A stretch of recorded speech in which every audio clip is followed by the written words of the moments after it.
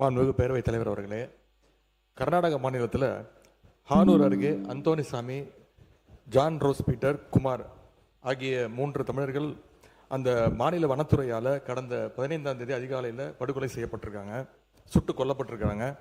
ஏற்கனவே இந்த அவையினுடைய கவனத்திற்கு இதை எடுத்து வந்திருக்கிறோம்.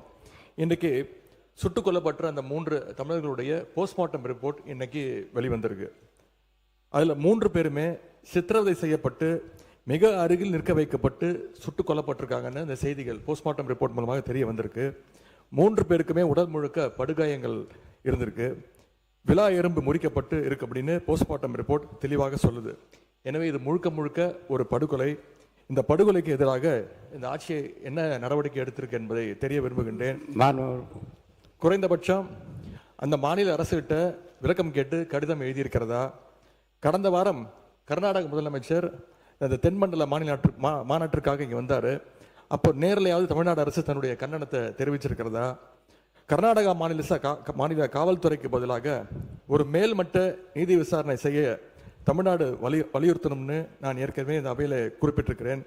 அது சம்பந்தமாக இந்த மாநில முதலமைச்சரோடு ஏதாவது அழுத்தம் கொடுக்கப்பட்டதா? இந்த பிரச்சனை நடந்த உடனே முதலமைச்சரோ அமைச்சரில் இருப்பவர்களோ கர்நாடகா போய் இறந்த தமிழர்களுடைய குடும்பத்திற்கு ஆறுதல் சொல்லியிருக்க வேண்டும். இந்த மாதிரியான உறுப்பினர் மென்ஷன் பண்றேன்னு கேட்டீங்க, நீங்க விரிவாக அதுக்கு நான் வந்து கவன ஈர்ப்பு தீர்மானமே எடுத்திருக்கலாம். இது 3 அமைச்சர் ஏற்கனவே விரிவா பதில், சட்டத்துறை அமைச்சர் அதுக்கு விரிவா பதில் சொல்லிட்டாங்க, வனத்துறை அமைச்சர் அதை பற்றி பதில் சொல்லிட்டாரு. இப்போ நீங்க மென்ஷன் பண்ணிட்டீங்க, அதாவது பிரேத விசாரணையில் நடந்திருப்பதற்கும் ஏற்கனவே வெளியிடப்பட்ட அறிக்கைக்கும் கர்நாடகா சொன்னதுக்கும் சம்பந்தம் இல்லை சொல்லிட்டீங்க. அதுதான் மென்ஷன் பண்ணிட்டீங்க.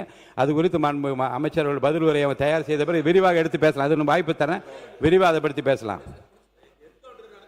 இல்லை அது சொல்லியாச்சு. அதுதான் பிரேத பரிசோதனை முடிந்த பிறகு அந்த ரிசல்ட்டை பற்றி சொல்லிட்டீங்க. அதுக்கு வந்து உரிய பதிலை மாண்புமிகு சட்டத்துறை அமைச்சர் பெற்று நம்மளுக்கு பதில் அளிப்பார். மைக் கொடுங்க. 3 தமிழர்களுடைய மரணத்திற்கு நீதி கிடைக்க தமிழ்நாடு அரசு முழு முயற்சிகளை எடுக்க வேண்டும், துணை நிற்க வேண்டும். அவங்க குடும்பத்திற்கு தேவையான நிதி உதவியும் சட்ட உதவியும் அரசு செய்ய வேண்டும் என்று உங்களோட கவனத்துக்கு கொண்டு வருகின்றேன். மாண்புமிகு அமைச்சர் அவர்கள் பதிலை கிடைத்த பிறகு இந்தோ அல்லது நாளே அவர் விவர அறிக்கை அவர் அளிப்பார்கள்.